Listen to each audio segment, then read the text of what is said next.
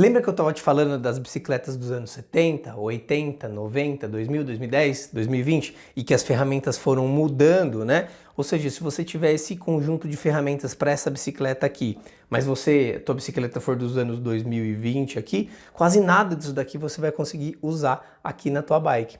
Então, o passo mais importante aqui é você adquirir as ferramentas que a sua bike precisa e usa.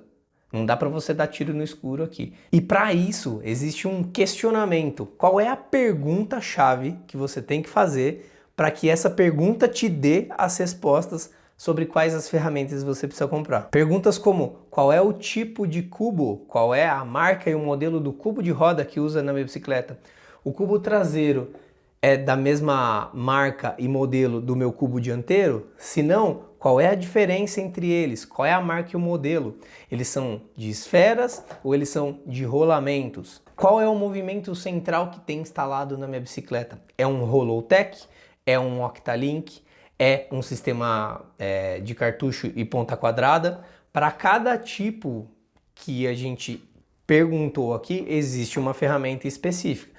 E não dá para você usar a ferramenta do movimento central Rolotec, por exemplo, num Octalink. Não vai servir, não vai funcionar. Você não vai conseguir desmontar a sua bicicleta e você vai ter gasto uma grana e tempo à toa. Então o questionamento do tipo, qual é o movimento central que tem na bicicleta e qual é a marca e o modelo do cubo que tem instalado na minha bike, vão determinar o tipo de ferramenta que você tem que comprar.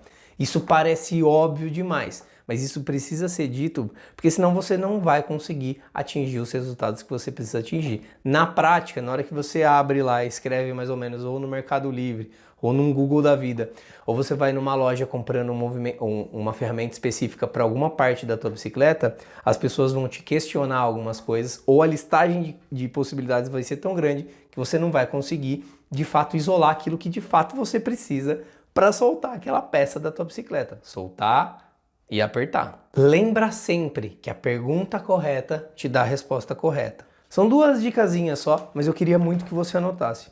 A primeira é: para a hora da compra, você precisa fazer um match entre ferramenta e componente. Tá ligado? Match do Tinder entre você e uma outra pessoa aí, né? Aplicativo de namoro e tudo mais.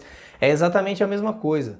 Tem chave que serve para determinado componente e tem chave que não serve para determinado componente. Você precisa fazer um match. Lembra daquelas perguntas? Qual é o tipo? Qual é o modelo? Que eu acabei de dar um exemplo ali em cima a respeito de cubo e movimento central.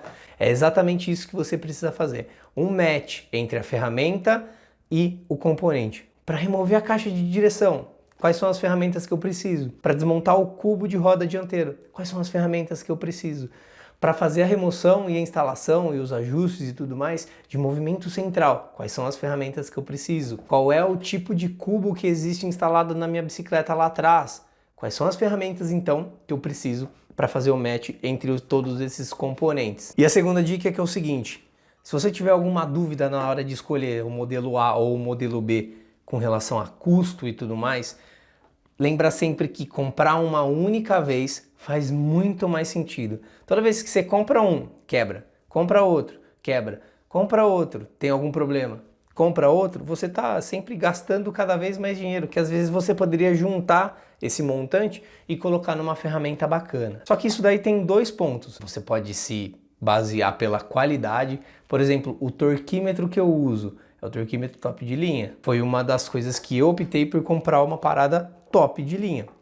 Agora, você pode optar também por zelar as suas ferramentas da melhor forma possível. Por exemplo, o meu extrator de cassete e de discos com sistema center lock, tá bom? É o mesmo baratinho que eu comprei lá atrás, 6 anos atrás. Se você for olhar, ele tem as mesmas marcas de guerra, mas ele funciona bem, não tem folga e nem nada, tá bom? Então você tem essas duas formas de escolha. Pela qualidade, às vezes vale mais a pena você comprar uma parada mais cara e uma vez só, que te ofereça talvez uma garantia um pouco melhor.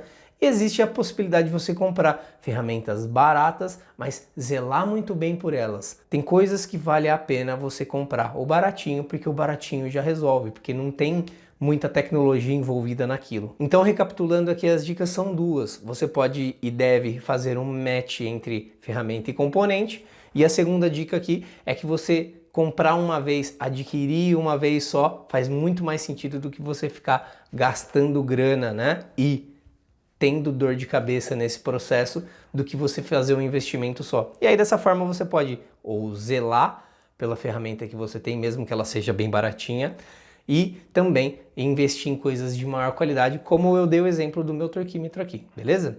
Zelar por ferramenta é o que vai fazer você gastar cada vez menos com o investimento em novas ferramentas.